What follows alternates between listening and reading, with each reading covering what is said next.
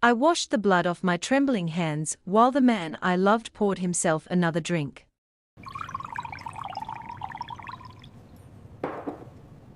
The water in the heavy marble sink ran bright red before finally swirling down the drain. If I stayed in this penthouse, I would become a monster. But if I walked out, the feds would bury me alive. That was my first mistake, thinking I actually had a choice. The most dangerous mistake people make is believing that love will somehow change a killer. It does not change them, it only makes them kill for you. 10 years ago, I was just a desperate girl trying to keep my family out of bankruptcy. I did not know it yet, but stepping into Tae-jin Kwon's office would be the last innocent thing I ever did. Have you ever been so heartbroken that you looked at the person who broke you and thought they were actually insane? Like genuinely, deeply, embarrassingly in love with someone who could sit right across from you while your entire world was falling apart. And they felt absolutely nothing. That is exactly what happened to every single woman who made the mistake of falling for Tae-jin. I watched it happen just 3 days before my own nightmare began. The penthouse was quiet that night. The kind of quiet that only exists in spaces built for people who have never once had to share walls with anyone. Floor-to-ceiling windows looked out over a Chicago skyline that glittered like broken diamonds far below in the dark. And in the middle of all that expensive silence, a beautiful socialite stood with tears streaming freely down her face. Her mascara had given up a long time ago, running dark lines down both of her cheeks. Her hands were shaking at her sides as she stared at the man she had given 2 years of her life to. Tae-jin sat on the white leather couch, with one leg crossed over the other. A glass of expensive whiskey rested easily in his hand. His eyes were steady. His expression was calm. His face was completely, devastatingly, almost insultingly unbothered. She had been crying for 11 minutes. He knew because the clock on the wall was directly in his line of sight, and he had been counting. Not because he was moved. Not because he felt anything close to guilt. He counted her tears the way a person counts rainfall, passively and without emotion, simply because numbers were something his mind did. "You are very heartless," she whispered, her voice cracking at the edges. He took a slow sip of his drink. She let out a laugh. Not a happy one. The kind of laugh that only comes from someone who has been crying so long their body can no longer find the line between grief and madness. She stepped closer to him. And what destroyed her was not cruelty in his dark eyes. It was not coldness. It was nothing. Absolutely nothing. He looked at her like she was furniture. Like she was a small inconvenience that would resolve itself in a few minutes and require no further attention. "Do you even feel anything?" she sobbed. Tae-jin looked at her. Not through her, but at her. The way a man looks at a contract clause he is deciding whether to dispute. He decided on silence. She pulled together the last of whatever dignity she had left. "I loved you," she said quietly. She let those 3 words sit between them like smoke in still air. "And I am very sure you will die alone." She turned and walked to the door. She did not ease it shut. It slammed so hard the sound cracked through every room of the penthouse. And then the silence poured back in immediately, heavier than before. He sat there, raised his glass, and took another sip. I watched the entire thing from the shadows of the hallway. My breath was trapped in my throat. My chest burned with a panic I could not afford to show. Tae-jin was 32 years old, and he had built a shadow empire that most men spent entire lifetimes dreaming about. He inherited the foundation of a Korean-American syndicate from his father. Then he tripled it through intelligence, brutal discipline, and a complete refusal to tolerate weakness in any form. In the underworld of Chicago, his name meant something very specific. It meant "do not make a mistake." 3 weeks before this night, a senior director had stood in his boardroom and delivered financial projections based on unverified data.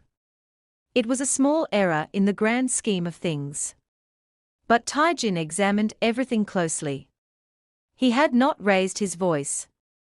He had not leaned forward or allowed anything to show on his face. He simply looked across the long glass table and spoke in a voice that was almost conversational. "Leave your access card on my desk before you walk out," he said. The silence that followed was the loudest thing that room had ever held. The director was gone by noon, and nobody ever heard from him again. Everything changed after that, because I realized exactly what kind of monster owned me. I was not in this penthouse because I loved him. I was here because my mother, Beatrice Vance, had a gambling addiction she hid behind designer clothes and charity galas. She had racked up a debt so massive it could only be paid in blood. So she sold my life to the Kwon syndicate to clear her name. I was the collateral. But that was only half of my nightmare. The federal government had been watching the Kwon family for 3 years. 2 days ago, Special Agent Miller had backed me into a corner at a coffee shop near my apartment. He slid a thick folder across the table, filled with photos of my mother meeting with loan sharks. "You are going to be our eyes inside the penthouse," Scarlett, Miller had said. "You wear a wire, or your mother wears a jumpsuit for the next 20 years. I was trapped between a ruthless mafia boss who felt nothing and a federal agency willing to use me as human bait. Which brought me to tonight." The water in the marble sink finally ran clear. I dried my shaking hands on a thick towel, trying to slow my racing heart. I stared at my pale reflection in the bathroom mirror. I had to go back out there. I had to smile at the man who had just destroyed a woman without blinking. I opened the bathroom door and stepped out into the bedroom. The air was thick with the smell of expensive cologne and danger. I froze. Tae-jin was not on the couch anymore. He was standing right in front of me. He was so close I could feel the heat radiating from his chest. My breath hitched as his dark, empty eyes locked onto mine. He reached out slowly, his large hand brushing against my neck. His thumb traced my jawline, sending a terrifying shiver straight down my spine. "Your phone has been vibrating for 3 minutes, Scarlett," he whispered, his voice dark and smooth. He held up my phone with his other hand. The screen was lit up. The caller ID flashed clearly in the dark room. It was Agent Miller. The name glowing on the brightly lit screen felt like a literal death sentence. Agent Miller. The man holding my phone was a billionaire syndicate boss who killed people for simple accounting errors. And he was staring right into my eyes. I could hear my own pulse hammering violently in my ears.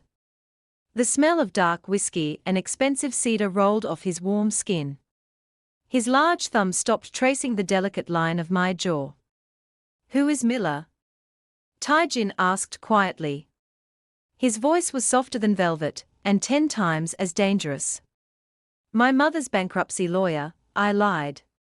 The words tasted like cold ash in my mouth. "He works late, trying to negotiate the millions she still owes your family." Tae-jin did not blink. He looked at me the way a starving wolf looks at a rabbit that has finally stopped running. The silence between us stretched out, thick and suffocating. I did not breathe. I did not move. I just let him search my face for any sign of deception. The most dangerous mistake people make is believing that lies need to be complicated. The best lies are always wrapped tightly in the bitter truth. He slowly lowered the phone, his dark eyes never leaving mine. "Tell your lawyer to stop calling my property at midnight," he whispered. He tossed the phone carelessly onto the white silk sheets. I let out a shaky breath I did not know I was holding. That was my first mistake, thinking the danger had passed. Everything changed after that, because the heavy oak doors of the penthouse suddenly swung wide open. There was no knock. There was no security clearance.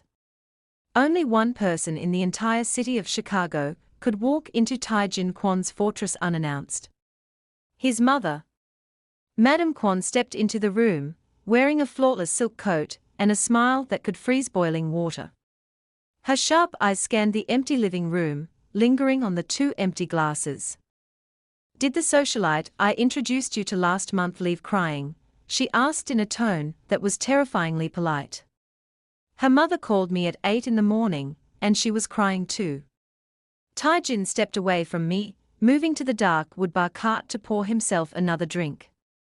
"She was too weak for this life," he said, not even turning around.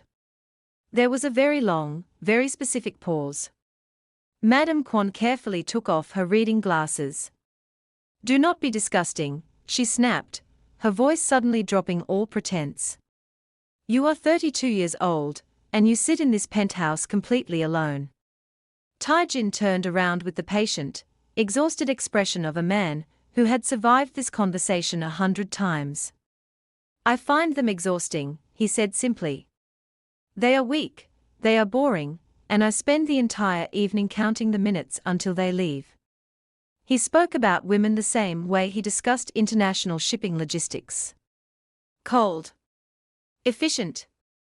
Completely detached. Madame Kwon stared at him. Her face moved through an entire sequence of emotions. Disbelief, frustration, deep grief, and finally, absolute outrage. She sat heavily on the expensive white couch. Then she stood back up. She pressed a manicured hand to her forehead. And then, in the manner of a woman whose patience had run entirely dry, she sank to the floor. She did not sit on a chair. She sat directly on the priceless Persian rug, put her face in her hands, and began to cry. Not quietly. Not politely. She cried with full, absolute, unapologetic commitment. "Your dead father would be so disappointed in you," she sobbed dramatically. I stood frozen by the bedroom door, entirely unsure if I was allowed to witness this. Madame Kwon lifted her tear-stained face. 32 years old, and you do not have a wife," she wailed. "You do not have a companion. You do not even have an heir." "I am not sure that last one is something to be actively pursuing," Tae-jin said flatly. "Do not be smart with me right now," she yelled, pressing both hands to her chest. Then she stopped completely. Her expression shifted in a fraction of a second. She looked up at him very slowly, her eyes suddenly calculating and sharp. "Are you gay?" she asked. The look of deep, personal offense that crossed Tae-jin's face was almost endearing. "Absolutely not," he said with pure disgust. "Then what is your problem?" she demanded. Tae-jin let out a long, heavy sigh. He walked over and crouched down to her level on the floor. It was the most undignified thing I had ever seen the terrifying mafia boss do. "Please get up," he said quietly. "You have high blood pressure." She stopped crying instantly. Something dark and triumphant shifted in her face. "So you do care about me," she purred. Her voice went from devastated to lethal in under a second. She reached up and hit him lightly on the chest. "You heartless, ice-cold, iron-hearted boy," she scolded softly. "All of my friends have grandchildren. I sit at high society brunches, and I have nothing to show them." Tae-jin looked at her for a long moment. "Fine," he said, sounding completely defeated. "I will change." Madame Kwon stopped crying so fast it should have been medically impossible. Her face rearranged itself from total devastation to bright-eyed composure. She reached into her designer handbag and pulled out a small, cream-colored card. "That is the venue for your engagement dinner," she said smoothly. She stood up, dusting off her silk coat, as if she had not just been sobbing on the floor. "Thursday at 7. Do not be late." Tae-jin stared at the card in his hand, looking completely blindsided. "Engagement dinner," he repeated slowly. Madame Kwon turned her terrifying gaze toward me for the first time. Her eyes swept over my trembling frame, assessing my value in a single glance. "Yes," she smiled softly. "To Scarlett." My heart completely stopped. Her mother owes us $30 million, Madam Kwon said to her son, as casually as discussing the weather. The federal investigators are currently digging into our logistics company. A ruthless bachelor is a prime target for a federal raid. But a devoted husband, married into the old money Vance family, that is an American success story. She walked toward the heavy oak doors, completely satisfied with her trap. That entire performance. Tae-jin said, his voice hard. The floor, the tears, the dead father. It was all planned. Madam Kwon paused at the door, looking back over her shoulder. One corner of her blood-red mouth lifted into a smirk. She did not say a word. She simply stepped out and closed the door gently behind her. The clicking of her heels faded down the long, empty corridor. The greatest illusion in the world is that men hold the power. Men only pull the triggers, it is the mothers who aim the guns. Tae-jin stood alone in the center of the room, staring at the small card. That sneaky woman, he whispered to nobody. He poured himself another drink, and stared out the massive windows at the dark city. I was shaking so hard I could barely stand. I was officially engaged to the most dangerous man in Chicago. My phone buzzed again on the silk sheets. I crept forward and picked it up with numb fingers. It was a text message from Agent Miller. We know about the engagement dinner. Wear the wire on Thursday, or your mother goes to prison on Friday. I looked up from the glowing screen. Tae-jin was watching my reflection in the dark window glass. His eyes were totally empty. And I realized, with a sickening drop in my stomach, that I was not going to survive this week. The cold metal of the federal wire taped to my ribs felt like a loaded gun. It was pressed right against my racing heart. I stood outside the heavy glass doors of the most exclusive restaurant in Chicago. If I said the wrong thing tonight, 2 different men had the power to end my life. Thursday had finally arrived. Tae-jin walked into the restaurant at 6:57. He was early to everything, because his entire empire ran on absolute, terrifying precision. He took the corner table, ordered water, and told the server he was waiting for someone. And then he waited. 7 o'clock came. 7:03. 7:06. I knew he was sitting in there. I knew his jaw was tightening with every passing minute. He was not a man who was kept waiting. The entire world ran on his schedule, not the reverse. He had already decided that this evening would be exactly like every other setup his mother arranged. Politely endured, quietly concluded, and added to the evidence that no woman could hold his attention. I took a deep, shaky breath. I pushed the heavy door open. He did not look up immediately. He was checking something on his phone, registering the change in the room like a predator senses a shift in the wind. Before his conscious mind noticed it, his body already had. He set his phone face down on the tablecloth. He looked up. And for approximately 3 full seconds, his mind went completely blank. I did not walk in like a terrified hostage.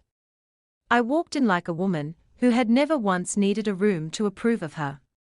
I wore a simple, dark red dress that fit like a second skin. My eyes moved across the expensive space with quick, sharp intelligence.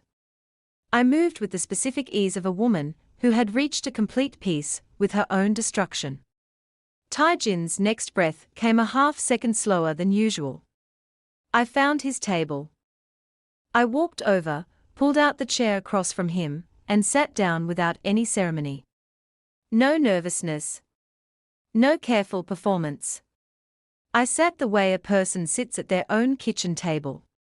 I know you do not want to be here, I said directly. I do not either, honestly. The things our mothers do is an absolute nightmare. He stared at me. Because that was not what he had been expecting. He had been expecting a woman arriving slightly breathless, trying to delicately impress him. He had been expecting a performance. What he got was the complete absence of it. And it hit him harder than a performance ever could. That was my first mistake, letting him see the real me. Scarlett, he said slowly. The name came out not as a greeting, but as something clicking heavily into place inside his mind. I raised one perfect eyebrow. So, you do remember me? The image arrived fully and suddenly in his dark, calculating eyes. A summer that felt like a lifetime ago. Two wealthy families whose mothers were so deeply connected they practically shared a house.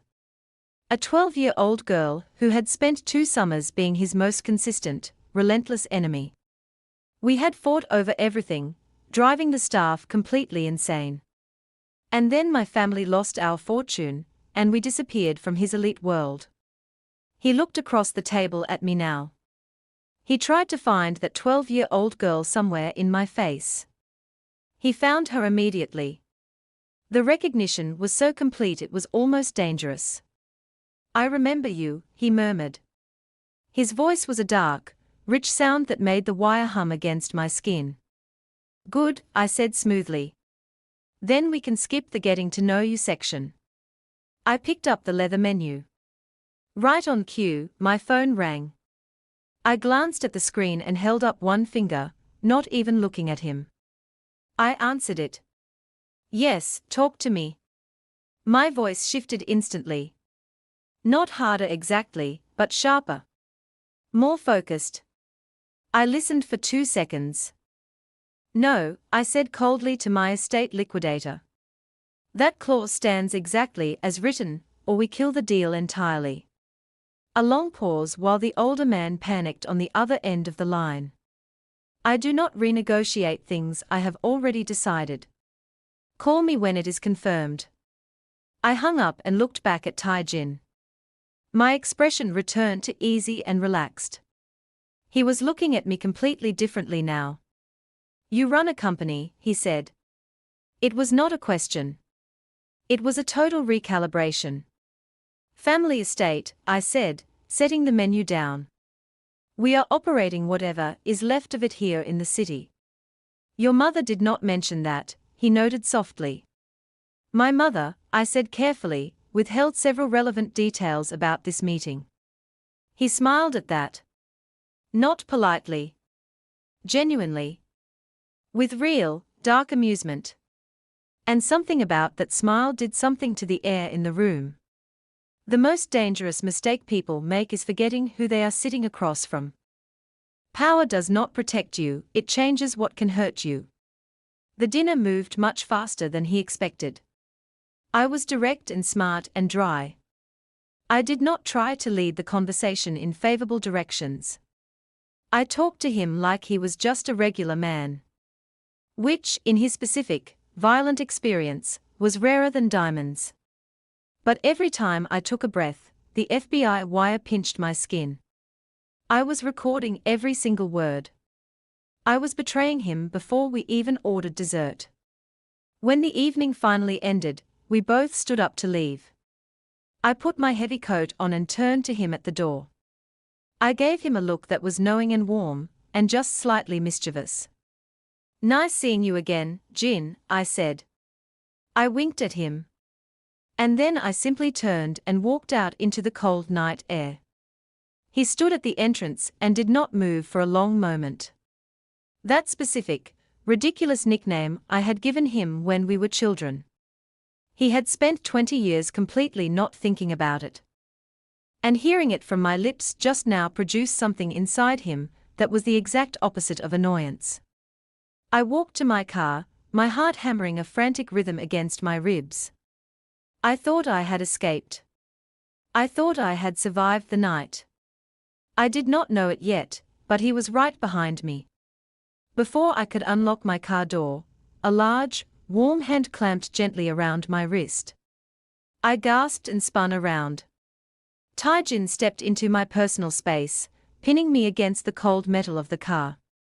The streetlights cast dark, beautiful shadows across his ruthless face.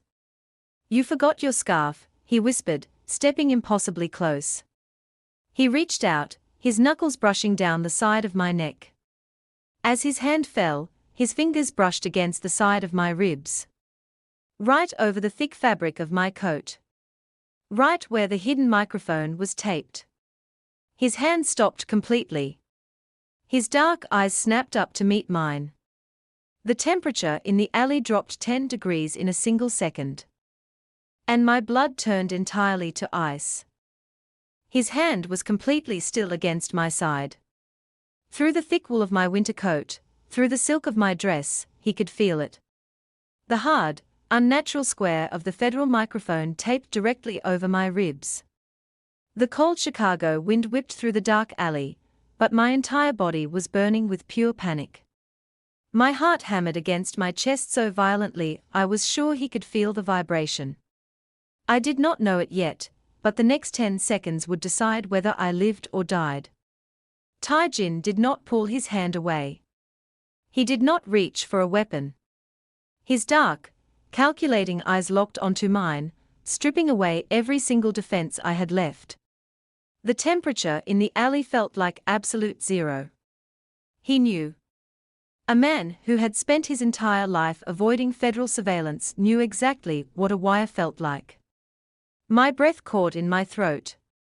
I waited for the violence. I waited for his terrifying, flawless face to twist into rage. But he did something infinitely worse. The corner of his mouth lifted into a slow, devastating smirk. He took a step closer, erasing the remaining space between us. His large hand slid around my waist, pulling my body flush against his chest. The heat of him was entirely overwhelming. He leaned down, his face pressing into the crook of my neck.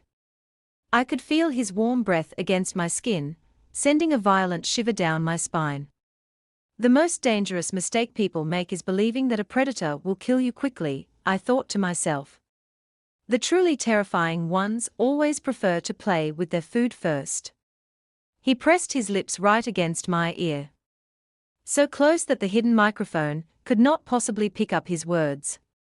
If your federal dogs want to listen to my life, he whispered softly, they are going to hear exactly what I want them to hear. My blood ran completely cold. He knew about the FBI. He knew about the wire. And he was not going to kill me. He was going to use me. Everything changed after that, because before I could even process his terrifying words, his mouth crashed down onto mine. It was not a gentle kiss. It was a total, absolute claim. His hand tightened painfully in my hair, tilting my head back. The kiss tasted like dark whiskey, danger, and raw power. It was punishing. It was consuming. And heaven help me, it was the most intoxicating thing I had ever felt in my entire life. I gasped against his mouth, my hands instinctively gripping the lapels of his expensive coat. I was supposed to be a federal informant. I was supposed to be gathering evidence to put this monster in a cage for the rest of his natural life. But standing in that dark alley, crushed against his chest, my traitorous body responded to him. The kiss lasted for one full, agonizing minute. The FBI agents sitting in their surveillance van were getting an absolute earful of heavy breathing and undeniable chemistry. Tae-jin finally pulled away, his chest heaving slightly. His dark eyes burned into mine with a sudden, violent intensity that had not been there before. He carefully wrapped my thick winter scarf around my neck. "Drive safely, Scarlett," he said, his voice entirely smooth. He turned and walked away, disappearing into the dark shadows of the city street. I stood there trembling, leaning against the cold metal of my car. My lips were bruised. My entire reality was shattered. I managed to unlock my car and slide into the driver's seat. I locked the doors and gripped the steering wheel until my knuckles turned completely white. The drive home was an absolute blow of paranoia and terror. Every pair of headlights in my rearview mirror looked like a syndicate hitman. Every shadow on the street looked like an undercover federal agent. I was no longer just a pawn caught in a crossfire. I was actively playing a lethal game of chess against two opposing armies, and I did not know any of the rules. The next morning arrived with a brutal, pounding headache. I sat in the back booth of a loud, crowded diner on the south side. Agent Miller slid into the seat across from me. He did not order coffee. He looked furious. "You really threw yourself into the role last night," Miller sneered, sliding a manila folder across the sticky table. My cheeks flushed hot with deep humiliation. "I did what I had to do," I said quietly. "You gave us 60 seconds of romance and absolutely zero usable intel," Miller snapped. He leaned across the table, his eyes hard and unsympathetic. "Your mother lost another $200,000 at an underground table last weekend, Scarlett." My stomach completely dropped. "She owes the Kwon syndicate over $30 million now," Miller continued. "We have the warrants printed. If you do not give me actionable evidence by Monday, I am sending her to a federal penitentiary."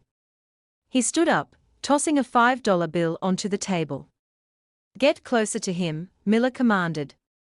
"Or get a good lawyer for your mother." He walked out of the diner, leaving me completely alone with my terror. That was my first mistake, believing that the government was the good side of this war. Power is exactly the same, no matter what kind of badge it hides behind. I left the diner and drove straight to my family estate office. I needed to drown myself in paperwork and forget the taste of Tae-jin's lips. I walked through the glass doors, my heels clicking sharply against the marble floor. My secretary, a sweet older woman named Brenda, looked up from her desk. Her face was completely pale. "Miss Vance," Brenda said, her voice shaking slightly. "A package arrived for you." "Just put it with the mail," I said, exhausted. "It was hand-delivered," Brenda whispered. "By two men in very expensive suits." I stopped walking. Sitting perfectly center on my heavy wooden desk was a sleek, black velvet box. I stared at it like it was a live explosive. I slowly walked into my office and closed the door behind me. My hands were shaking as I reached out and lifted the velvet lid. Inside the box rested a stunning, blood-red silk dress. It was elegant, dangerous, and completely backless. Resting on top of the dark silk was a completely untraceable burner phone. The screen lit up the exact second I touched the fabric. A single text message flashed on the screen. "Wear the dress. My car is waiting downstairs. Do not bring the wire." I slowly lifted my head and looked out the massive office window. Parked directly across the street was a heavily armored black luxury vehicle. A man in a dark suit was standing by the open back door, staring right up at my window. He was waiting for me. I stood in the middle of my office and stared at the blood-red silk. If I put the dress on, I was surrendering to a monster. If I left it in the box, my mother would rot in a federal cell. I reached up with trembling fingers and slowly unbuttoned my blouse. The cold air of the room hit my skin as the fabric fell to the floor. I reached for my ribs, right where the federal microphone was secured. The thick tape ripped against my skin, leaving an angry red mark behind. I stared at the heavy black wire resting in the palm of my hand. It was my only lifeline to the outside world. It was the only thing keeping the government from destroying my family. I dropped the wire into the bottom of my heavy wooden trash can. That was my first mistake, stripping away the only protection the government gave me. I pulled the red silk dress over my head and let it fall against my skin. It fit perfectly. Dangerously perfectly. The entire back was completely open, exposing my spine to the cold air. I picked up the black burner phone, grabbed my coat, and walked out the door. The heavy, armored vehicle was waiting right where the text message promised. The man in the dark suit opened the rear door without saying a single word. I climbed inside, and the heavy door slammed shut behind me. The sound sealed me inside a rolling fortress. The windows were tinted so black I could barely see the Chicago skyline blurring past. My heart beat a frantic, terrified rhythm against my ribs. I did not know where they were taking me. I did not know if I was ever coming back. The most dangerous mistake people make is believing that armor keeps you safe. Sometimes, the only way to survive a predator is to walk into their cage entirely bare. The car finally stopped in an underground parking garage. The air was damp and smelled of gasoline and wet concrete. The driver opened my door and pointed toward a heavy steel elevator. I stepped inside alone, and the doors glided shut. The elevator dropped downwards, taking me far below the surface of the city. When the doors finally opened, the heavy, pulsing beat of dark bass filled the air. I stepped out into a massive, underground lounge. The lighting was completely dim, glowing with amber and deep red tones. Men in expensive suits sat at velvet tables, smoking cigars and speaking in low voices. Every single one of them stopped talking the exact second I walked into the room. They did not stare out of disrespect. They stared because I was wearing the boss's colors, and I was walking straight toward his table. Tae-jin sat at the very back of the room, elevated slightly above the rest of the floor. He was waiting for me. Everything changed after that, because the moment his dark eyes locked onto mine, the rest of the room ceased to exist. He watched me walk toward him. His expression was entirely unreadable, but the heavy tension in the air was suffocating.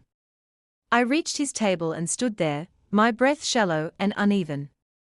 He did not ask me to sit down. He stood up slowly, his tall frame towering over me in the dim light. He stepped into my personal space, bringing that overwhelming scent of dark whiskey and cedar. "Turn around," he commanded softly. His voice was a dark, silken threat. I swallowed hard, my throat completely dry. I slowly turned my back to him.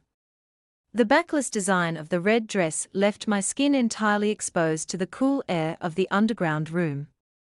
I closed my eyes, waiting. His large, warm hand settled heavily onto my bare shoulders. I gasped loudly, the sound echoing slightly over the heavy music. His thumbs traced the delicate line of my collarbone. Then, his large hands began to move down my spine. It was not a gentle caress. It was a slow, calculating, terrifyingly thorough search. He was looking for the wire. His palms flattened against my bare skin, sliding down the curve of my back. The heat radiating from his touch was absolutely completely consuming. My breath hitched in my chest. My knees felt entirely weak. He mapped every inch of my ribs, his fingers pressing into my sides with possessive force. He found nothing but bare skin and silk. His hands stopped at my waist, gripping me firmly and pulling my back flush against his solid chest. He leaned down, his lips brushing against my ear. "You left their leash in the trash," he whispered. A heavy shiver violently shook my entire body. He knew exactly what I had done. He turned me around slowly so I was facing him again. His dark eyes were completely entirely fixed on my face. "Agent Miller is a fool," Tae-jin said, his voice dropping to a lethal calm. "He thinks he can use you to drag me into the light." He lifted one hand, his knuckles brushing against my flushed cheek. "But I know exactly how much your mother owes my syndicate." My heart stopped completely. 30 million, I whispered, my voice shaking uncontrollably. 32, he corrected smoothly. "With the interest from last week." He stepped even closer, his presence completely trapping me. "The federal government wants you to betray me to save her," he said. "But they cannot pay her debts. And when she goes to prison, she will not survive the people waiting for her inside." Tae-jin leaned in, his dark eyes burning with absolute certainty. "I will clear her entire debt tonight," he promised softly. "I will erase the 32 million, and the feds will never touch her." I stared at him, my mind desperately trying to catch up with his lethal game. "Why?" I breathed. "What do you want in return?" Tae-jin looked at my lips, and then back up to my eyes. "You," he said simply. You are going to marry me, Scarlett. Publicly, legally, and permanently. I felt the blood drain entirely from my face. And when the FBI asks you for intel? He whispered, leaning so close our lips almost touched. You are going to lie directly to their faces, and tell them your husband is an innocent man. Before I could even process the magnitude of his terrifying offer, a loud crash echoed through the massive room. The heavy steel elevator doors at the front of the lounge were ripped completely open. Bright tactical flashlights cut through the dark, amber smoke. Over a dozen men in heavy tactical gear poured into the underground room. And walking right behind them, holding a federal warrant in his hand, was Agent Miller. The blinding tactical lights cut through the dark underground lounge like heavy knives. Dozens of federal agents in thick body armor swarmed the velvet tables. The loud, chaotic shouting bounced violently off the damp concrete walls. Federal Bureau of Investigation, Agent Miller roared over the heavy music. Nobody move a single muscle. Keep your hands exactly where I can see them. The music was abruptly cut off, leaving a ringing silence in its wake. I stood completely frozen against Tae-jin's solid chest. My heart hammered so hard I thought it might actually break my ribs. I waited for the syndicate men to panic. I waited for guns to be drawn and shots to be fired. But nobody moved. Nobody shouted back. The men in the expensive suits simply placed their hands flat on the velvet tables. They did not look at the heavily armed federal agents. They all looked directly at Tae-jin. He did not flinch. He did not raise his hands. His large, warm hand remained entirely steady on the bare skin of my lower back. The heat of his palm was the only thing keeping my knees from buckling entirely. That was my first mistake, expecting a king to bow in his own castle. The most dangerous mistake people make is believing that volume equals power. True power never has to shout, it only has to wait. Agent Miller marched straight through the center of the room. His face was flushed red with adrenaline and absolute triumph. He stopped right in front of our elevated table, pointing a gloved finger directly at Tae-jin. Tae-jin Kwon, Miller snapped, his voice echoing in the dead silence. We have a federal warrant to search this entire premises for illegal weapons and contraband. Tae-jin looked at the furious federal agent the way a man looks at dirt on his expensive shoes. He slowly reached for his whiskey glass with his free hand. He took a calm, unhurried sip. You are trespassing on private property, Agent Miller, Tae-jin said softly. His dark voice was completely devoid of any fear or panic. If you break a single glass in my establishment, I will have my lawyers take your entire pension by Friday. Miller let out a harsh, ugly laugh. You are not walking away this time, Kwon, Miller sneered. We have credible intelligence that illegal logistics operations are being run directly out of this room. Miller shifted his hard, calculating eyes over to me. He looked at my bare shoulders, the red silk dress, and the intimate way Tae-jin was holding me. Disgust flashed clearly across Miller's face. And it looks like our intelligence was absolutely correct, Miller said coldly. He took a step closer, staring right into my terrified eyes. Miss Vance, Miller said loudly, making sure the entire room could hear him. Step away from him. You are coming with us right now. My breath caught sharply in my throat. He was trying to expose me. He was trying to make it look like I had brought them here.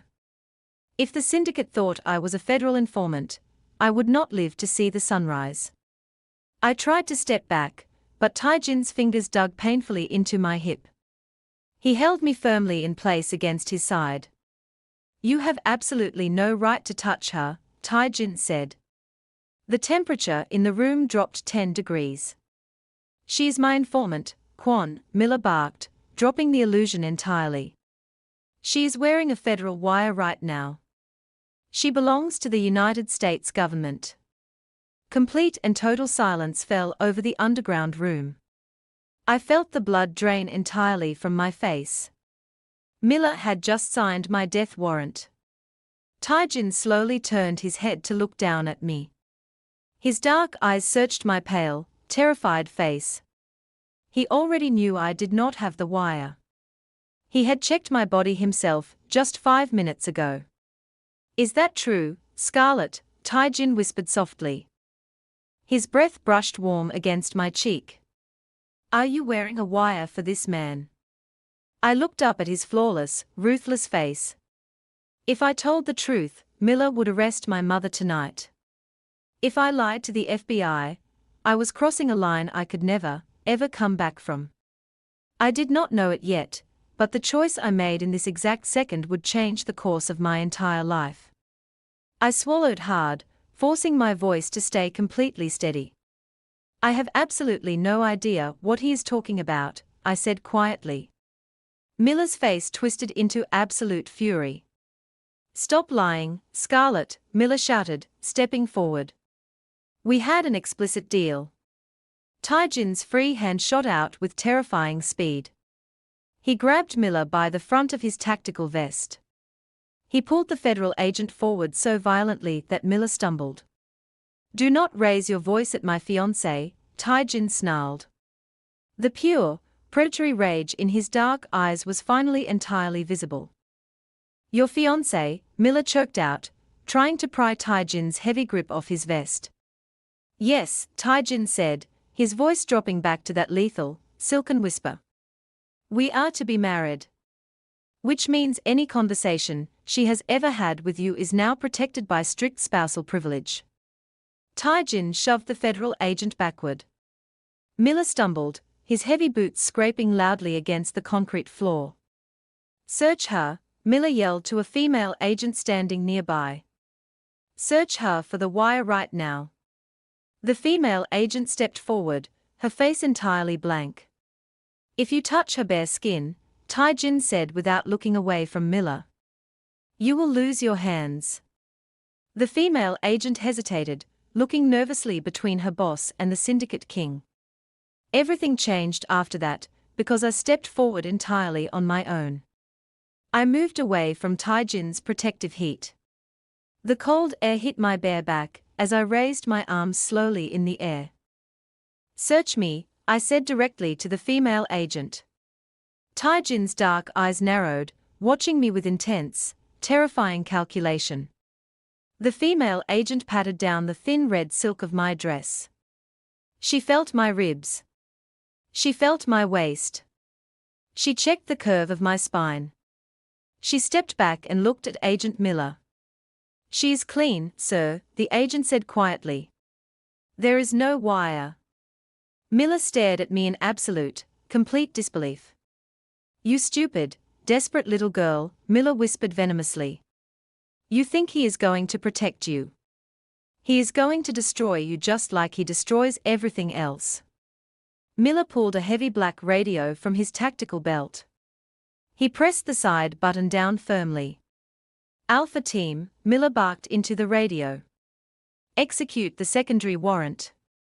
Arrest Beatrice Vance immediately. My entire world completely collapsed. No, I screamed, stepping forward blindly. You promised. Miller smiled a cold, ugly smile. You broke the deal first, Scarlett, he said. I spun around and looked at Tae-jin. Tears were burning hot in my eyes. My chest was heaving with pure, absolute panic. He had promised me he would fix it. He had promised me she would be safe. Tae-jin did not look panicked. He did not look surprised. He simply reached into the inner pocket of his dark suit jacket. He pulled out a sleek silver phone and pressed a single button on the screen. He held the phone out toward me. The screen lit up with a live video feed. I stared down at the small screen, my breath catching entirely in my throat. It was my mother. She was not in her house. She was not in handcuffs. She was sitting in the back of a luxury private jet, holding a glass of champagne. I moved her 3 hours ago, Tae-jin whispered softly. She is currently halfway to a private estate in Switzerland, entirely out of federal jurisdiction. I stared at him, my mind spinning violently out of control. And she stays there, Tae-jin added, his voice dropping so low only I could hear it. As long as you put this on your finger right now. He reached into his pocket again. He pulled out a massive, flawless, blood-red diamond ring. He held it out in the space between us. The federal agents were watching. The syndicate men were watching. Agent Miller was staring at us with pure hatred. Put it on, Scarlett, Tae-jin whispered. Or I tell the pilot to turn the plane around. The blood-red diamond caught the harsh glare of the tactical flashlights. It was massive. It was absolutely flawless. And it was the most expensive pair of handcuffs in the entire world. I stared at the heavy ring resting in Tae-jin's outstretched palm. My chest was heaving with pure, unadulterated panic. Agent Miller was breathing heavily, his face twisted in absolute rage. Do not do it, Scarlett, Miller barked across the dark room. If you put that on, you are a willing co-conspirator. You go down with him. I looked up from the glowing diamond to meet Tae-jin's dark, empty eyes. He was not asking me. He was holding my mother's life directly over raging fire, and waiting for me to step into the flames.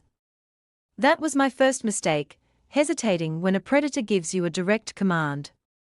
Tae-jin's jaw tightened dangerously. His large thumb brushed against the edge of the velvet box.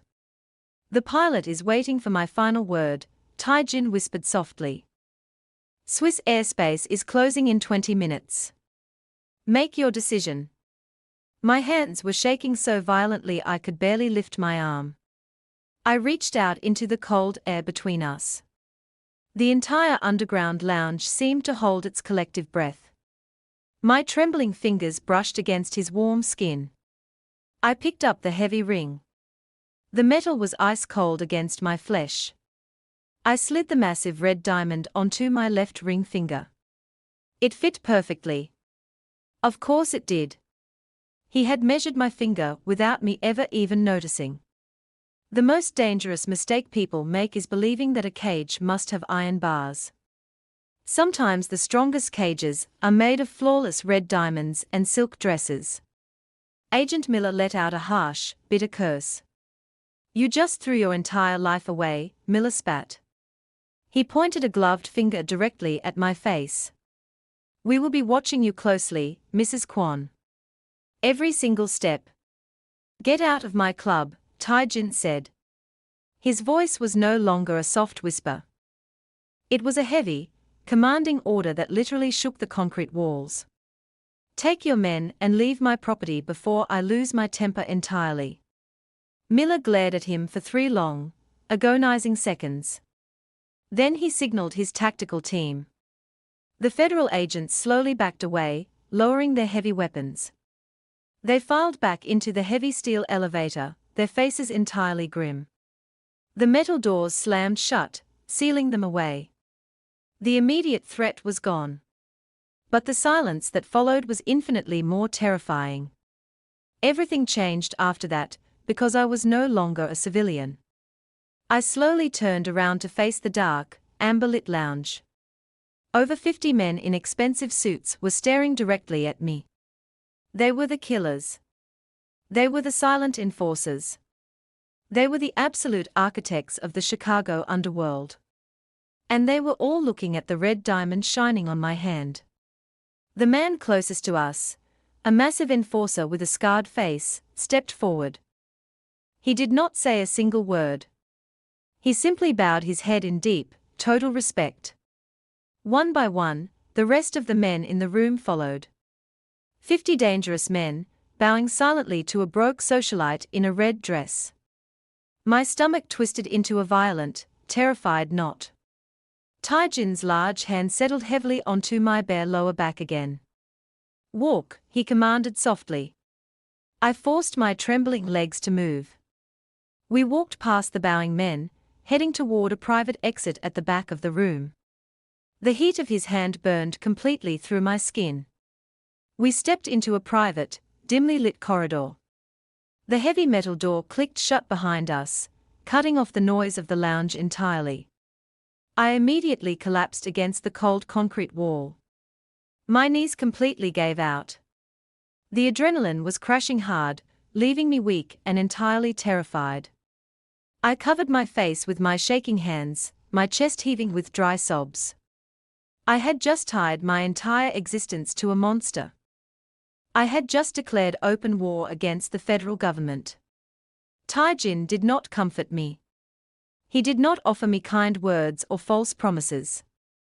He stepped directly into my personal space and grabbed both of my wrists. He pulled my hands away from my face with terrifying strength. He pinned my wrists against the wall above my head. His solid body pressed flush against mine, trapping me entirely. "Do not cry," he whispered harshly. His dark eyes burned with a violent, possessive intensity. "You are going to be my wife. You do not ever show weakness in front of my men." "I hate you," I sobbed, my voice cracking wildly. "You blackmailed me. You completely trapped me in this." Tae-jin stared down at my tear-stained face. His heavy gaze dropped slowly to my trembling lips. "I bought you," he corrected smoothly. "I paid $32 million for your life, Scarlett." He leaned closer, his warm breath fanning across my cold skin. "You belong to the syndicate now. You belong entirely to me." My breath hitched violently in my throat. The heavy scent of dark whiskey and absolute danger wrapped entirely around my senses. I did not know it yet, but the true danger was not his cruelty. The true danger was how my traitorous body responded to his raw power. He slowly released my aching wrists. His large hands slid down the concrete wall, settling onto my bare hips. His thumbs traced the thin silk of my red dress. "We are going to my penthouse," he said quietly. "We have a wedding to plan, and a federal investigation to dismantle." He grabbed my hand and pulled me down the dark corridor. We walked out into the freezing night air. A different armored vehicle was waiting by the dark curb.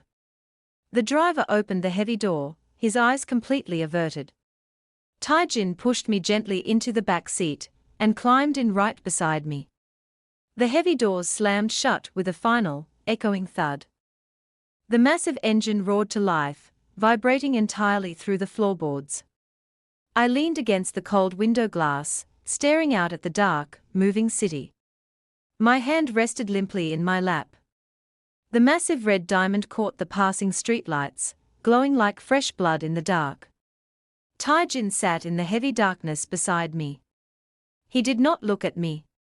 He was already typing rapidly on his secured phone.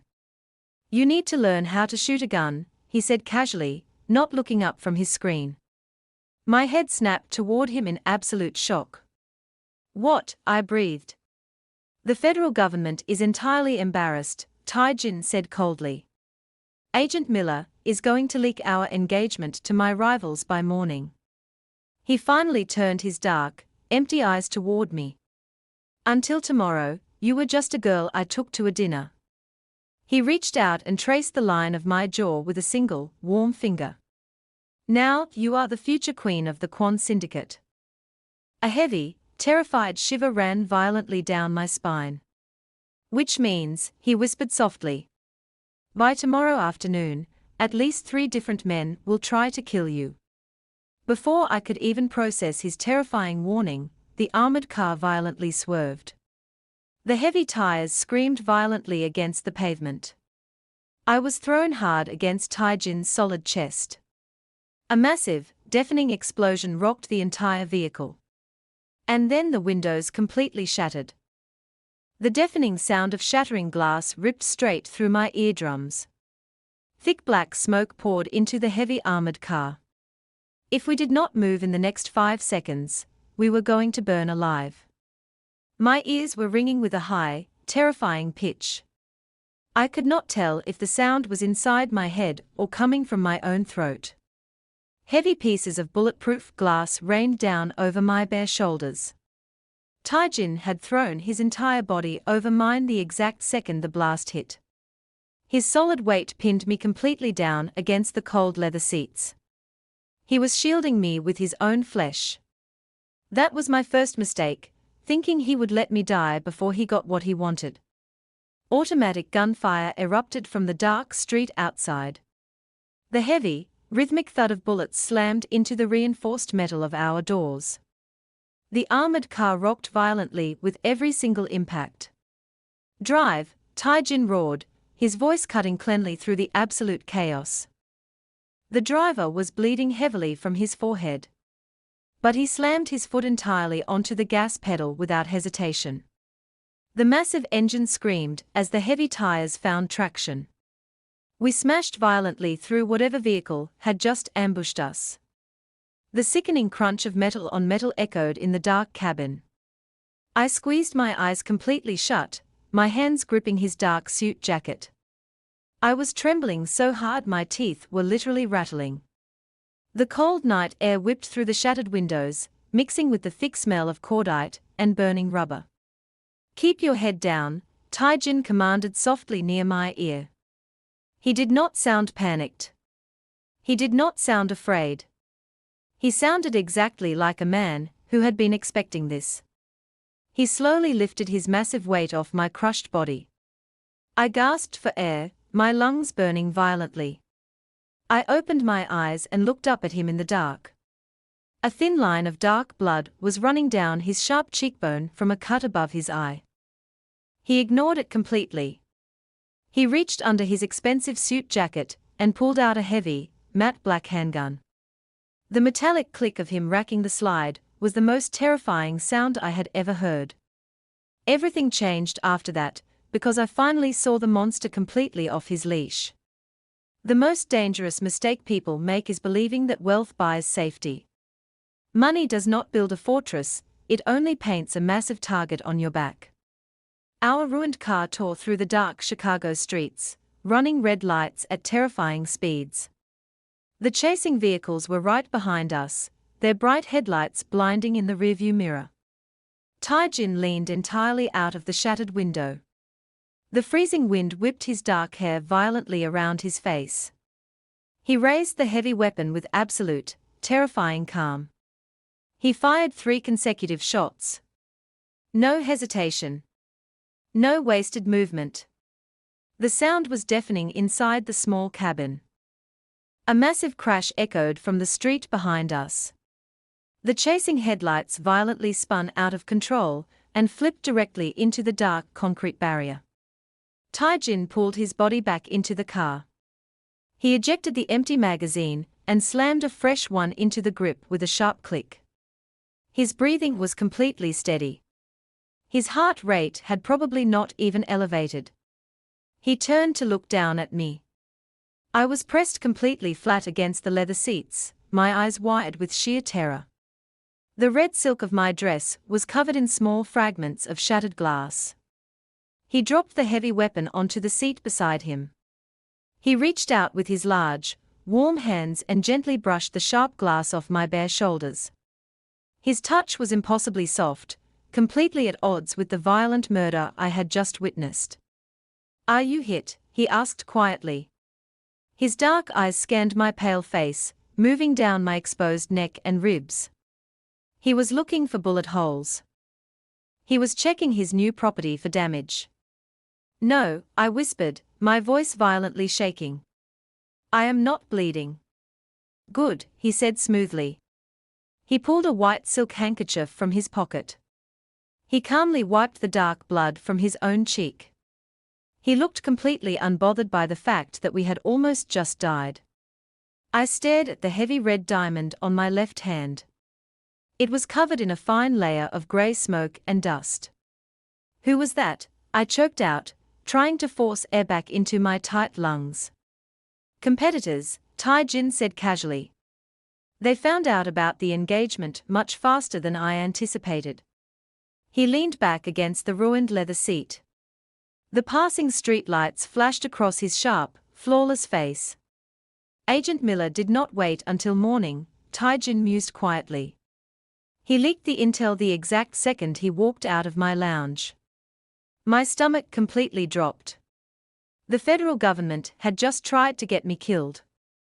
The people who were supposed to protect the law had fed me directly to the wolves. I did not know it yet, but the line between the good guys and the bad guys had just been erased forever. The armored car finally slowed down, turning into a completely abandoned industrial district. We pulled into a massive, dark warehouse. The heavy metal doors rolled shut behind us, plunging us into near-total darkness. The driver turned the engine off. The sudden silence in the cabin was entirely suffocating. Tae-jin slowly turned his head to look at me. The adrenaline was still pumping violently through my veins. My chest was heaving, my breath coming in short, panicked gasps. He reached out and wrapped his large, warm fingers completely around my throat. He did not squeeze. He just held me there, feeling my frantic pulse beating wildly against his palm. "Welcome to the family, Scarlett," he whispered in the dark. He leaned forward, pressing his warm lips entirely against mine. It was a kiss that tasted of dark blood, burning smoke, and absolute ruin. And the most terrifying part was not that he kissed me. The most terrifying part was that I kissed him back. He pulled away slowly, his thumb brushing over my swollen bottom lip. His dark eyes were entirely consumed by a dangerous, possessive heat. "Now," he said, his voice dropping to a lethal calm. "We have to find the rat." He opened the heavy car door and stepped out into the dark warehouse. He looked back at me, his face entirely blank. "Because the only way they knew our exact route tonight," he whispered softly, "is if someone inside my own house told them." The dark warehouse was completely silent. The only sound was the heavy dripping of engine fluid from our shattered armored car. I stood shivering on the cold concrete floor. The red silk dress offered absolutely no protection from the freezing Chicago air. My left hand felt incredibly heavy. The massive red diamond resting on my finger felt like it weighed 1,000 pounds. I had survived the federal government. I had survived an assassination attempt. And now I was standing in the dark with a monster who was calmly wiping blood from his flawless face. That was my first mistake, thinking the violence was left out on the street. The most dangerous mistake people make is believing that betrayal comes from your enemies. Enemies are completely honest with you. It is the people sitting at your dinner table who slit your throat while smiling. Tae-jin threw the blood-stained silk handkerchief onto the concrete. He did not look like a man who had just narrowly escaped death. He looked entirely, completely focused.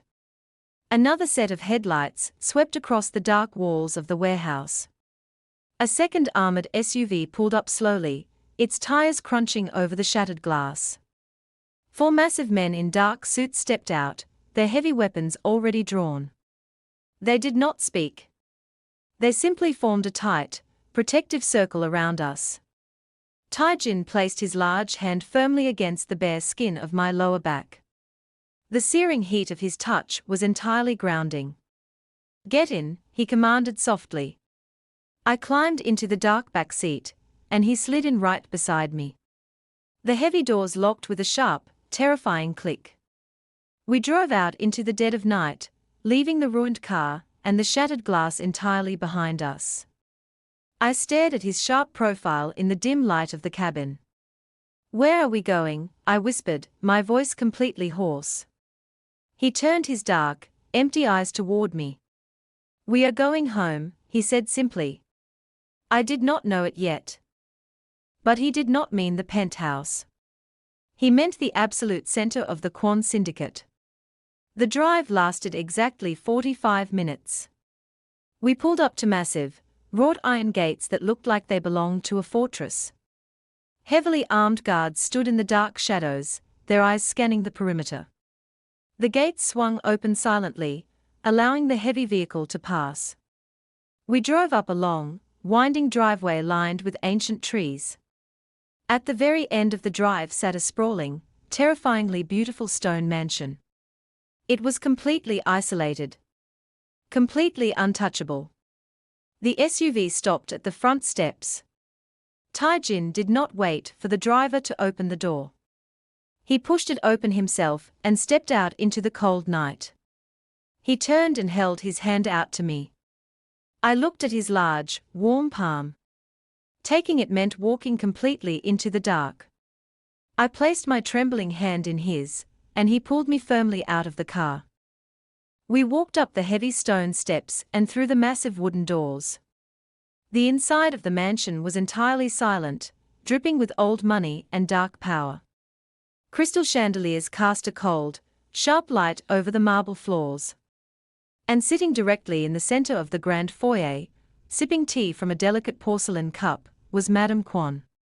She wore a dark silk robe, completely unbothered by the fact that it was 3 in the morning. She looked up as we walked in. Her terrifying, sharp eyes scanned the small cuts on Tae-jin's cheek. Then her gaze dropped to my bare shoulders, taking in the dust and the chaos. Finally, her eyes locked entirely onto my left hand. She saw the massive red diamond resting on my finger. A slow, chilling smile spread across her perfect face. "So," Madame Kwon said, her voice echoing softly in the massive room. "Agent Miller forced your hand after all." Tae-jin let go of my waist and stepped forward. "Someone inside this house gave him our exact route," Tae-jin said coldly. His voice was entirely devoid of emotion. "They ambushed us on the lower bridge." Madame Kwon slowly set her teacup down on the silver tray. The delicate clinking sound was deafening in the heavy silence. "Bring them in," she commanded quietly. Everything changed after that, because the heavy double doors to the study were violently thrown open. 5 men were shoved out into the grand foyer. They were Tae-jin's top lieutenants. The men who ran the docks, the logistics, and the entire shadow operation. They were all stripped of their weapons, forced onto their knees on the cold marble floor. 10 armed guards stood directly behind them, their rifles pointing squarely at the kneeling men. I pressed my back entirely against the cold stone wall, trying to disappear into the shadows. But Tae-jin did not let me hide. He reached back, grabbed my wrist, and pulled me forward. He positioned me right beside him, completely exposed to the entire room. "You are my future wife," he whispered darkly, his lips brushing my ear. "You do not hide behind me. You stand right beside me while I clean my house." I swallowed hard, forcing my trembling legs to lock into place. Tae-jin walked slowly down the line of kneeling men. His expensive leather shoes clicked sharply against the marble floor. The absolute terror radiating from the 5 powerful men was entirely suffocating. "One of you," Tae-jin said, his voice a low, lethal hum, "made a phone call to the federal government tonight." None of the men spoke. None of them even breathed. "One of you decided that Agent Miller offered a better retirement plan than I do." Tae-jin stopped in front of the 3rd man in the line. It was the logistics director.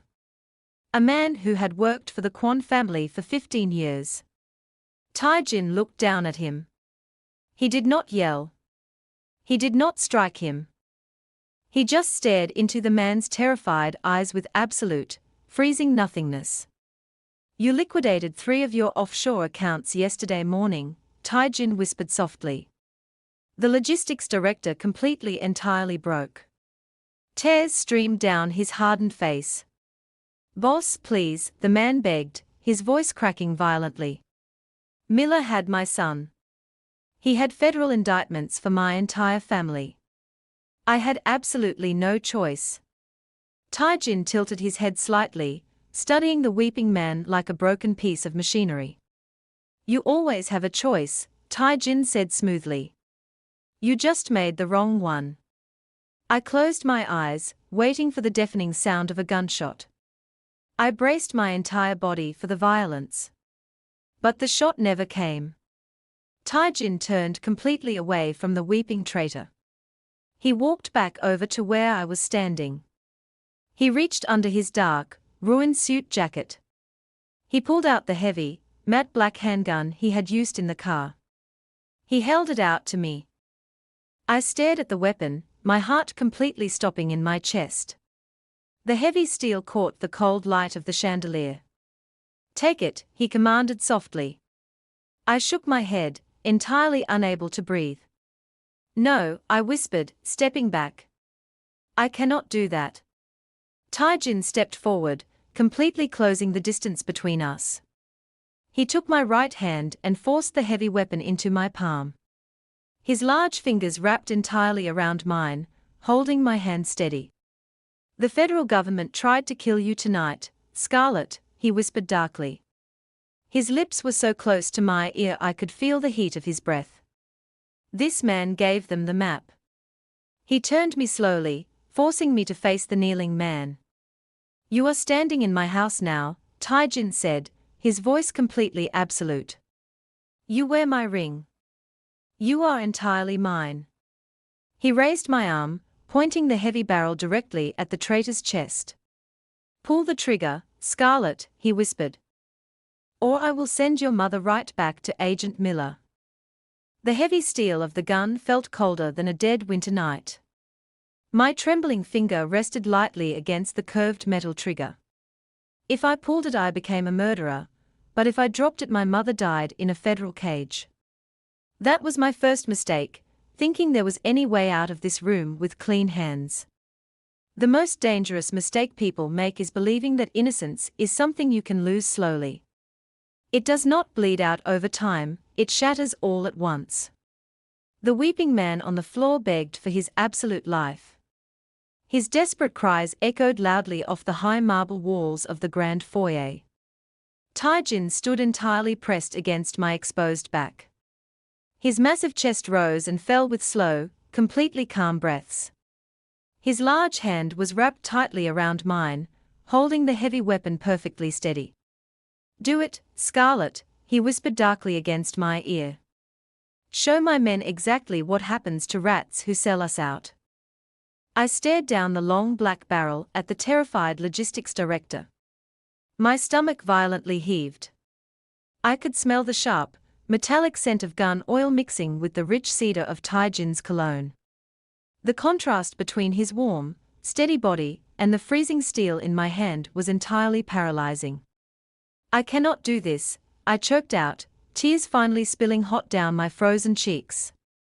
"I am not a killer. I am just a girl who tried to pay a debt." "You are a Kwon now," Madame Kwon said smoothly from her velvet chair. Her voice was perfectly calm, like she was discussing the weather instead of an execution. "Killers are the only people who survive in this house, Scarlett." Everything changed after that, because Tae-jin did not let me drop the weapon. He did not take it from my hands to do it himself. He shifted his grip entirely. His warm, rough thumb pressed directly over my trembling index finger. He did not force me to squeeze. He simply held his hand over mine, waiting for me to surrender to the absolute dark. "If he lives, Agent Miller wins," Tae-jin whispered softly into my hair. "If he lives, they will never stop hunting us. They will never let your family go." The kneeling man sobbed, pressing his forehead directly against the cold marble floor. I closed my eyes entirely tightly. I thought of Agent Miller's cruel, triumphant smile in the dark underground lounge. I thought of my mother, completely oblivious, flying safely toward a private estate in Switzerland. I had to protect her. I had to survive the federal government. I took one long, entirely shaky breath. And I pulled my finger back. The deafening roar of the gunshot completely shattered the silence of the massive mansion. The heavy recoil sent a violent shockwave entirely up my arm. Tae-jin's strong grip was the single thing that kept the gun from flying out of my hand entirely. My ears rang with a high, terrifying pitch. I opened my eyes slowly. The logistics director was completely still on the marble floor. Dark red blood began to pool rapidly across the pristine white stone, glowing under the crystal chandeliers. I dropped the heavy weapon. It clattered loudly against the floor, the sound echoing in my ringing ears. My knees gave out completely. I collapsed toward the ground, but Tae-jin caught me entirely in his arms. He lifted me firmly against his solid chest, holding me completely tight. The remaining 4 lieutenants stared at me with absolute, undisguised terror. They were no longer looking at a desperate, broke socialite. They were looking at the ruthless woman who had just executed a federal informant in cold blood. Madame Kwon took another slow sip of her delicate tea. "Excellent," she murmured softly. "Now she is truly one of us." Tae-jin carried me away from the blood, walking slowly toward the grand sweeping staircase. My body was entirely numb. My mind was violently fracturing into a million tiny pieces. I buried my face into his dark suit jacket, hiding from the monsters in the room. I did not know it yet, but pulling the trigger was the easiest thing I would do all week. He carried me down a long, dark hallway and into a massive, shadowy bedroom. He gently set me down on the edge of the heavy king bed. He knelt in front of me, taking my trembling, cold hands completely in his. He looked up at my pale face with those dark, entirely consuming eyes. He did not look at me like I was a murderer. He looked at me like I was a queen who had just won her crown. "You did perfectly," he whispered smoothly, his thumb rubbing over my knuckles. "I am going to prison," I sobbed, the absolute reality crashing down on me. "I just killed a man. Agent Miller will lock me away forever." Tae-jin shook his head slowly. "My men are already cleaning the floor," he said calmly. "The body will be untraceable by morning. Miller has absolutely nothing." He reached into his inner jacket pocket and pulled out a thick, sealed document. He laid it gently onto my lap, right over the red silk of my dress. "But the federal government is not going to stop," Tae-jin said quietly.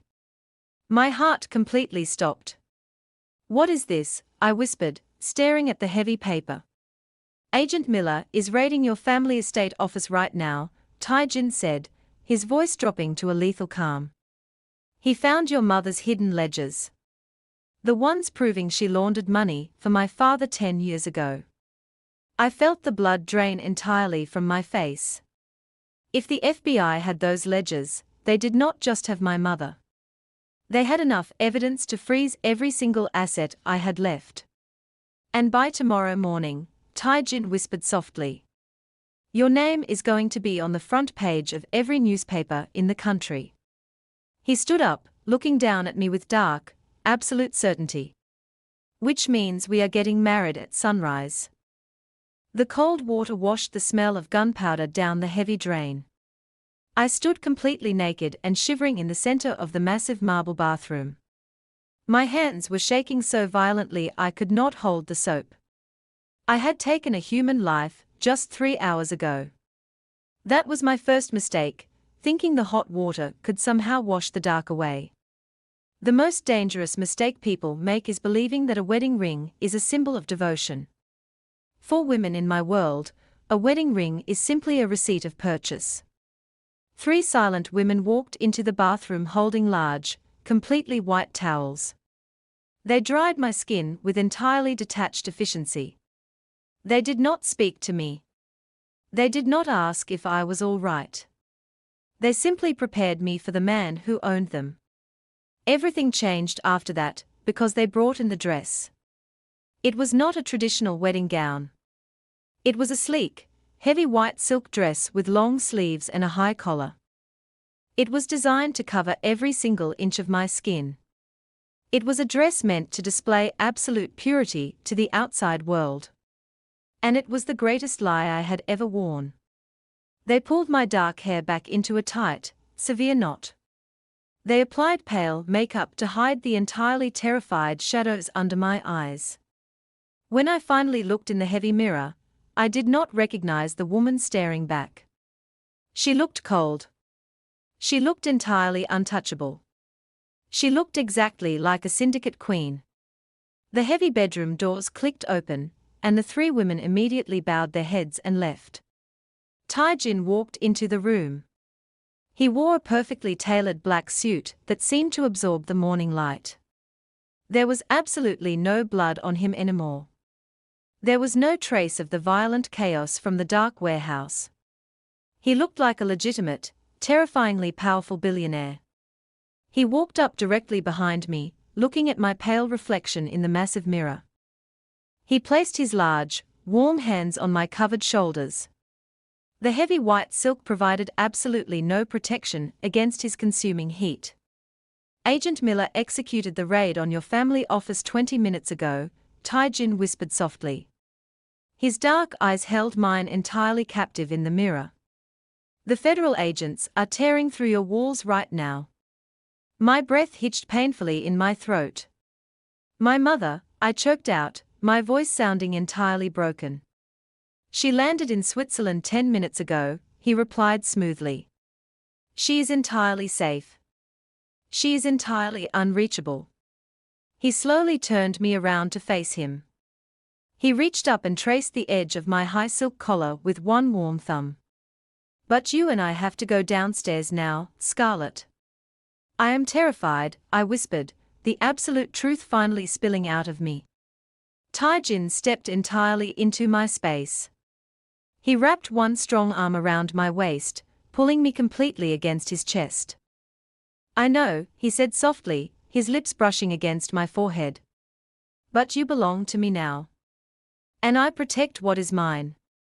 I did not know it yet, but his protection was infinitely more dangerous than the FBI.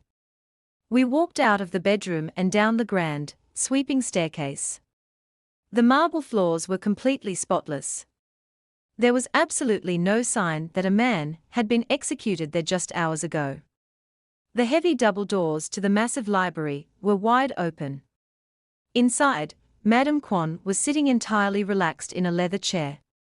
Standing near the massive stone fireplace was an older man in a heavy dark robe. He was a federal judge. He was the man who was going to legally bind me to a monster. He looked entirely nervous, his eyes darting quickly to Tae-jin as we entered the room. "Everything is ready, Mr. Kwon," the judge said, his voice shaking slightly. Tae-jin did not answer him. He simply walked me toward the heavy oak desk in the center of the room. Two thick legal documents were resting perfectly on the polished wood. "Sign it," Tae-jin commanded softly, handing me a heavy gold pen. I stared down at the black ink on the white paper. This piece of paper would shield me from Agent Miller. This piece of paper would turn my massive family debt into dust. But it would also trap me in a world of dark blood and constant violence forever. I gripped the heavy gold pen. My hand was shaking so badly I could barely form the letters. I pressed the pen to the paper and signed my entire life away. Tae-jin took the pen from my trembling fingers. His signature was entirely smooth, completely bold, and perfectly terrifying. "By the power vested in me," the nervous judge stuttered quietly, "I pronounce you husband and wife." There was no applause. There was no grand celebration. Just the heavy, ticking sound of the grandfather clock in the corner of the dark room. Tae-jin turned to face me. He reached down and entirely captured my lips with his. It was not a violent kiss this time. It was deep, possessive, and completely entirely absolute. He was sealing the contract. When he finally pulled away, Madame Kwon stood up from her chair. "Congratulations," she smiled coldly. "Now turn the news on." Tae-jin picked up a heavy remote and pressed a button. A massive screen on the wall flickered completely to life. A live news broadcast was showing the front of my family estate office. Federal agents were carrying dozens of heavy boxes out of the building. A news reporter was speaking frantically into a microphone. "Breaking news this morning from downtown Chicago," the reporter said. "The Federal Bureau of Investigation has just raided the Vance family estate." I watched my entire family legacy burn to the ground on live television. "Sources say they found decades of hidden financial ledgers," the reporter continued. "But in a shocking twist, the Bureau has just learned that the Sol Vance heir is entirely untouchable. A massive photograph of Tae-jin and me walking into the restaurant last night flashed onto the screen. Scarlett Vance was legally married to billionaire Tae-jin Kwon less than 1 hour ago, the reporter announced, claiming total spousal privilege against any federal inquiries. I felt a dark, completely terrifying wave of relief wash over me. I was safe. The government could not touch me anymore. But then my burner phone vibrated heavily in my pocket. I pulled it out slowly. It was a text message from Agent Miller. I opened the message, my hands trembling violently. "Enjoy your wedding," the message read. "Ask your new husband who gave us the ledgers." My heart completely stopped. I read the words again. And again. Everything entirely clicked into place. Agent Miller did not find the ledgers on his own. He was tipped off. I slowly raised my head and looked at Tae-jin. He was watching me with dark, completely empty eyes. "You gave them the ledgers," I whispered, my voice completely shaking. The massive room went entirely dead and silent. "You gave the FBI the evidence to destroy my family," I breathed, stepping back from him. "You orchestrated the entire raid." Tae-jin did not look away. He did not deny it. He simply placed his hands completely into the pockets of his dark suit. "You were entirely too proud, Scarlett," he said smoothly. "You still thought you had a way out." I simply removed the exit. A heavy, terrified sob tore entirely out of my throat. I had married the man who burned my life down. The revelation hit me like a physical blow directly to my chest. My lungs completely stopped working. I stared at the flawless, beautiful monster standing in the center of the massive library. He did not just buy my debt. He orchestrated the complete destruction of my family name. "You burned it all down," I whispered, my voice completely entirely numb. "You gave them the ledgers just to make sure I had absolutely nowhere else to go." Tae-jin did not flinch. He did not look guilty or ashamed. He took a slow, calculated step toward me. His expensive leather shoes made absolutely no sound against the thick Persian rug. "You were still holding onto your old life, Scarlett," he said smoothly. "You were still trying to negotiate your freedom." I do not negotiate. That was my first mistake, believing that I was playing a game of chess. Tae-jin was not playing chess. He had simply flipped the entire board over and locked the doors to the room. The most dangerous mistake people make is believing that a cage must be made of cold iron. The most inescapable cages are entirely made of desperation and flawless white silk. I took a step backward, my heels clicking loudly against the dark wood floor. A terrifying wave of pure, absolute anger finally broke through my paralyzing fear. I had spent my entire adult life trying to protect my mother. I had sold my soul to the federal government. I had pulled the trigger of a heavy handgun and taken a human life. And it was all a carefully constructed manipulation designed by the man standing in front of me. I raised my hand and swung it violently at his beautiful, arrogant face. I wanted to feel his skin break. I wanted to leave a bleeding mark on the untouchable king of Chicago. Everything changed after that, because he caught my wrist entirely in mid-air. His reflexes were not human. His large hand clamped around my forearm like a heavy steel vice. He did not look angry. He looked entirely, completely awakened. He pulled my wrist hard, yanking my body flush against his solid chest. The sudden, violent impact knocked the remaining air entirely out of my lungs. The heavy scent of his dark cologne wrapped entirely around my senses, completely suffocating me. His free hand slid up to the back of my neck, his fingers weaving violently into my tightly pinned hair. The severe bun came entirely undone. My dark hair tumbled wildly over my shoulders and down the back of my white silk dress. He pulled my head back, exposing my throat to the cold air of the library. "Hit me again," he whispered darkly, his lips brushing right against my ear. "Show me exactly how much you hate me, Scarlett." A heavy, ragged breath tore completely out of my throat. My chest heaved violently against his. I could feel the heavy, entirely steady beating of his dark heart. He was not a man who felt fear. He was a man who consumed it. "You are an absolute monster," I choked out, hot tears of absolute frustration burning my eyes. "How long have you been planning this?" Tae-jin stared down at me, his dark eyes burning with a terrifying, possessive heat. "Since the exact day your mother's debt file landed on my massive desk," he whispered. 6 months ago." My blood ran entirely cold. "I knew exactly who you were," he said, his voice a low, lethal hum. "I knew Agent Miller was building a federal case against my logistics operation. So I had my mother arrange the dinners. I dragged you directly into the light."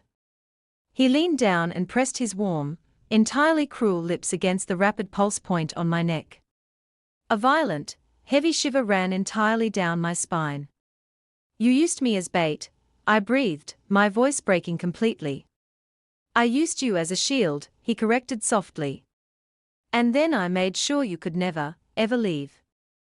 My traitorous body reacted to his intense heat, completely ignoring the absolute terror screaming in my mind. I hated him with every single fiber of my being. But I did not pull away. I did not fight the heavy grip of his hand on the back of my neck. I did not know it yet, but the line between profound hatred and total, absolute obsession had just vanished entirely. He kissed his way up my jawline, his teeth grazing my pale skin with terrifying possession. "The federal government is entirely locked out," he murmured against my cheek. "Your mother is completely safe in Europe. And you are wearing my heavy ring. You are standing entirely inside my house." He finally pulled back, just enough to look deeply into my eyes. His dark gaze was filled with a burning, absolute fire that terrified me more than any federal agent ever could. "You are never leaving this property again," he promised softly. My burner phone vibrated heavily in the pocket of my silk dress, shattering the intense silence of the dark room. Agent Miller was calling. The desperate man, who had tried to feed me to the wolves, was making one final attempt to break my spirit. I did not move a single muscle. Tae-jin slowly reached his large hand down and pulled the ringing black phone from my pocket. He looked at the glowing screen, a slow, dark smirk entirely taking over his flawless face. He did not reject the call. He swiped the screen and brought the phone completely to his ear. He held my waist tightly with his other arm, keeping me trapped entirely against his warm body. "Agent Miller," Tae-jin said, his voice echoing loudly in the quiet library. "You are calling my wife's private number." I heard the faint, frantic shouting coming from the tiny speaker. Agent Miller was screaming absolute federal threats. He was promising to tear the entire Kwon syndicate completely to the ground. Tae-jin listened for 5 full seconds with absolute, complete boredom. "Listen to me very carefully," Tae-jin whispered into the phone. His voice dropped to a lethal, entirely freezing frequency. "If you ever speak her name again, I will not just take your pension. I will find every single person you love, and I will erase them from the earth." Tae-jin pulled the phone away from his ear. He dropped it onto the hard marble floor. He raised his heavy leather shoe and crushed the device entirely into pieces. The glass screen shattered violently under his heel. The line went entirely dead. The federal government was gone. My past was completely erased. There was absolutely nothing left in the entire world except me and the beautiful monster who owned me. Madame Kwon watched the entire thing from her velvet chair. A cold, completely triumphant smile rested easily on her lips. She slowly raised her delicate teacup in a silent toast to our absolute ruin. Tae-jin looked down at me, his dark eyes entirely consuming my soul. "You are home now, Scarlett," he whispered smoothly. He leaned down and kissed me one final time, pulling me completely into the dark. And the most terrifying part was not that I belonged to the devil. The most terrifying part was that I never wanted to leave the flames.